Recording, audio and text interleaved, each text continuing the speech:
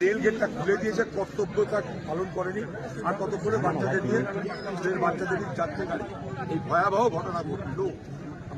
আমরা দেখছি ভারতবর্ষে হাইড্রোজেন ট্রেন চলছে, বুলেট ট্রেন চলছে, অনেক গল্প হচ্ছে, কিন্তু বরাবর আমরা যে দাবিটা করে আসছি, আমি নিজে একটা রেলের প্রতিমন্ত্রী ছিলাম আগে, বরাবর আমরা যেটা করার চেষ্টা করেছি, সেটা যে বেসিক মৌলিক যে সমস্যা যেখানে যেখানে হয়, সেই বেসিক পরিকাঠামোটাকে গড়ে তুলতে হবে।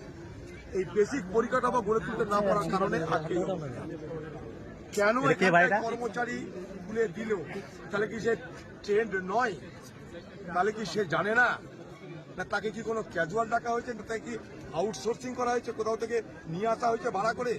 সে কি রেলের কাজকর্ম সম্পর্কে প্রকৃত অর্থে সে শিক্ষিত? এতগুলো প্রশ্ন আসবে। এটা মূলত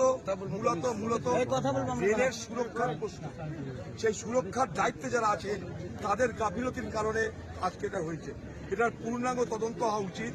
এবং আরো বলবো যে এইগুলো থেকে মুক্তি পেতে গেলে দীর্ঘস্থায়ী পরিকল্পনার জন্য যে সমস্ত সিদ্ধান্ত রেলের কর্তৃপক্ষের আছে, রেল দপ্তরের আছে, সেগুলোকে দ্রুত এখানটাই বাস্তবায়িত করা দরকার।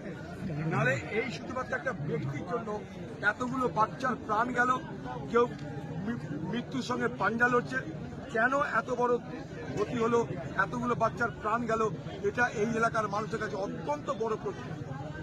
তাই স্বাভাবিকভাবেই তারা দাবি করছে রেলের অফিসার আসুন, তাদের সঙ্গে কথা বলবে। আমি এর মধ্যে রেল দপ্তরের যিনি মন্ত্রী আছে তার সঙ্গে কথা বলেছি, তিনিও বলছেন আমরা যা করার করছি, এতটুকু পর্যন্ত জানি।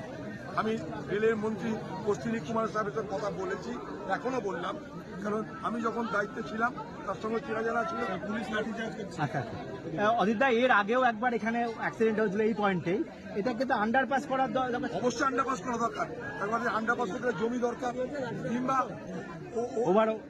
আরবি করতে গেলে সেখানটাও রেলের তৎপরতা দরকার।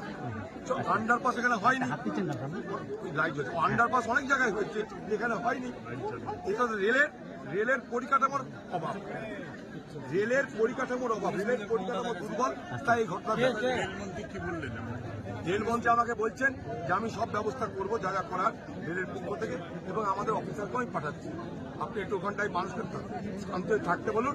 আমাদের তরফ থেকে আমরা যা যা করার করছি, আমরা পুলিশ পাঠিয়েছি, অলরেডি অ্যারেস্ট হয়েছি। বলছে যে গেটম্যান ছিল, রেলের মন্ত্রী বললো গেটম্যানকে আমরা অ্যারেস্ট করেছি, বাকি যা করার আমরা করবো। আপনারা মানুষকে ওখানকার বলুন যে আমরা ব্যবস্থা নিচ্ছি।